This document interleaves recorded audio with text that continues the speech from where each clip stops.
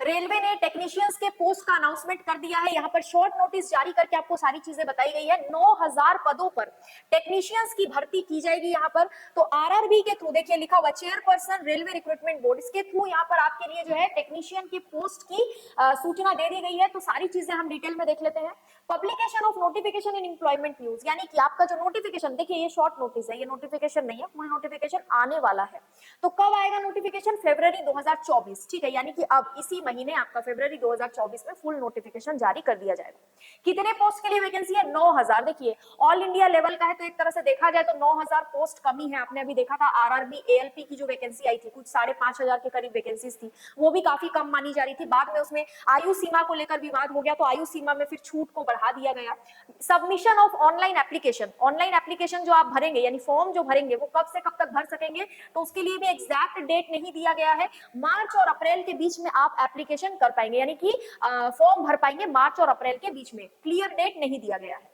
Computer based test, यानी कि जो आपका एग्जाम होगा टेक्नीशियन के पोस्ट के लिए, जो आपके एग्जाम्स कंडक्ट करवाए जाएंगे, वो लिखा हुआ है are tentatively scheduled to be held between October and December. अक्टूबर से दिसंबर के बीच में आपका एग्जाम करवाया जाएगा।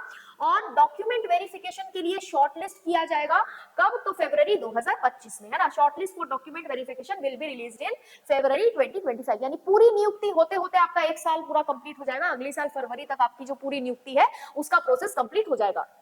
इस शॉर्ट नोटिस से हमको ये समझ में आ रहा है कि आपका जो नोटिफिकेशन है वो इसी महीने आने वाला है, 9000 पोस्ट पर आने वाला है। एजुकेशनल क्वालिफिकेशन अब तक जो रहा है शायद वही रहेगा, उसमें कोई बदलाव होगा नहीं। यानी कि आपने अगर 10th किया है, 12th किया है, साथ में किसी ने अगर आईटीआई किया है, 10 प्लस आईटीआई, है ना, 10th के साथ साथ आईटीआई किया है, या फिर किसी ने डिप्लोमा किया हुआ है बाद में, ठीक है, या फिर किसी ने अगर बीटेक किया है, किसी ने अगर इंजीनियरिंग किया है, या फिर किसी ने अगर 12th के साथ साथ पीसीएम किया, मतलब 12th पीसीएम से किया है, फिजिक्स केमिस्ट्री मैथ्स से 12th किया है, तो वो इस फॉर्म को भर पाएंगे। अब तक यही रहा है, ठीक है, आगे भी यही रहेगा जहां तक हमको लग रहा है।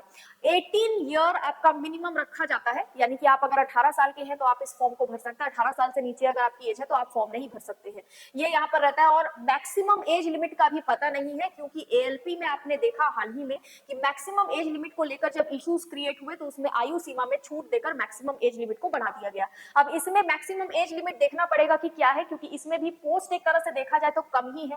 एज लिमिट को लेकर भी अगर इश्यूज क्रिएट हो गए तो इसमें भी शायद एज लिमिट को बढ़ा दिया जाएगा, लेकिन मिनिमम एज लिमिट जहां तक है 18 साल ही रखा जाएगा। तो ध्यान रखिए, अगर आपने 10th के साथ साथ आईटीआई किया है, या फिर 12th आपने किया है पीसीएम के साथ, फिजिक्स केमिस्ट्री मैथ्स आपका सब्जेक्ट रहा है, या फिर आपने इंजीनियरिंग किया है, या फिर आपने बीटेक भी किया है, तो आप ये फॉर्म भर पाएंगे, या फिर आपने डिप्लोमा किया है तो भी आप ये फॉर्म भर पाएंगे अभी तक के हिसाब से।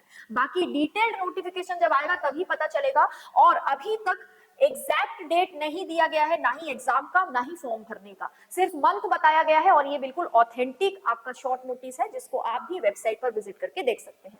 तो आज के लिए इतना ही। वीडियो को लाइक कीजिए, चैनल को सब्सक्राइब कीजिए और वीडियो को शेयर कीजिए। Thank you so much.